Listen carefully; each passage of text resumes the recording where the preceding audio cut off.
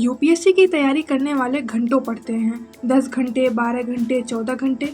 सुबह आँख खुलते ही किताब, रात को आँख बंद करने से पहले भी किताब। लेकिन जरा ठहरिए, क्या सच में यूपीएससी निकालने के लिए इतने घंटे पढ़ना ज़रूरी है? या फिर ये भी यूपीएससी को लेकर फैली उन बातों में से एक है जिसे हमने बिना सोचे समझे सच मान लिया है? क्योंकि अगर सिर्फ घंटों तक कुर्सी पर बैठे रहने से यूपीएससी निकलता तो शायद सबसे ज़्यादा देर तक कुर्सी पर बैठने वाले ही आईएएस होते। क्योंकि सच बताओ, यूपीएससी की तैयारी शुरू करते ही सबसे पहला प्रेशर सिलेबस का नहीं, घंटों का आता है। कोई कहता है मैं रोज 10 घंटे पढ़ता हूँ, दूसरा बोलता है मैं तो 12 घंटे से नीचे जाता ही नहीं। और फिर हम अपनी 5-6 घंटे की पढ़ाई देखकर सोचते हैं भाई हमसे तो नहीं निकलेगा।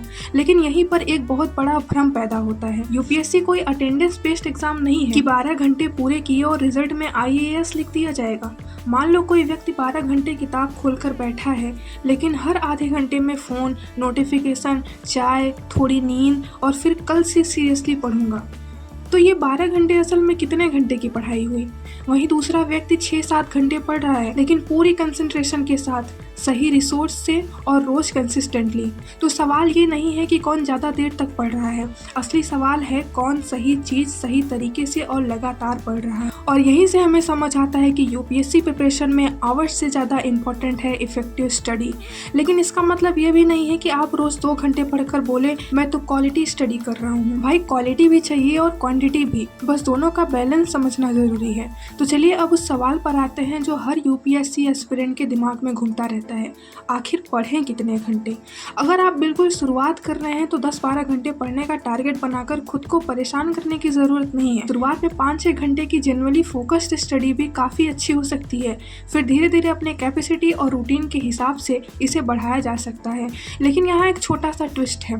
5 घंटे पढ़ने का मतलब ये नहीं कि 5 घंटे कुर्सी पर बैठे रहो, क्योंकि हमारे यहाँ एक अलग ही कैलकुलेशन चलती है। किताब सामने, पढ़ाई, लैपटॉप खुला, पढ़ाई, पीडीएफ ओपन, पढ़ाई, और फ़ोन हाथ में लेकर 40 मिनट इंस्टाग्राम, थोड़ा ब्रेक।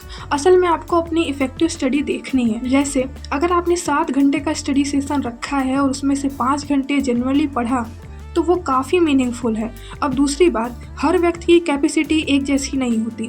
किसी के लिए 6 घंटे प्रोडक्टिव है, किसी के लिए 8 घंटे। कोई कॉलेज के साथ पढ़ रहा है, कोई फुल टाइम प्रिपरेशन कर रहा है। इसलिए किसी दूसरे एस्पिरेंट के 12 घंटे देखकर अपनी प्रिपरेशन को कम मत समझिए।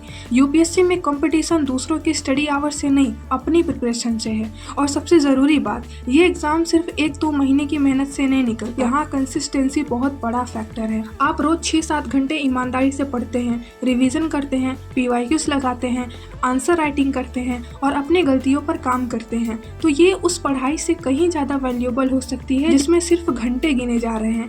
इसलिए अगली बार कोई पूछे कितने घंटे पढ़ते हो, तो सिर्फ नंबर बताने से पहले खुद से पूछना, मैंने आज कितने घंटे पढ़ाई की और कितने घंटे सिर्फ पढ़ाई करने का अभिनय किया। क्योंकि यूपीएससी की तैयारी में घड़ी नहीं, आपकी कंसिस्टेंसी, सही स्ट्रैटेजी और पढ़ाई की क्वालिटी आखिरकार मायने रखती है। तो हाँ, यूपीएससी एस्पिरेंट घंटों पढ़ते हैं, ये पूरी तरह मिथ नहीं है। लेकिन यूपीएससी निकालने के लिए हर किसी को 12-14 घंटे ही पढ़ना पड़ेगा, ये ज़रूर एक बहुत बड़ा मिथ है। अगर आपको वीडियो पसंद आई हो तो प्लीज़ सब्सक्राइब माय चैनल।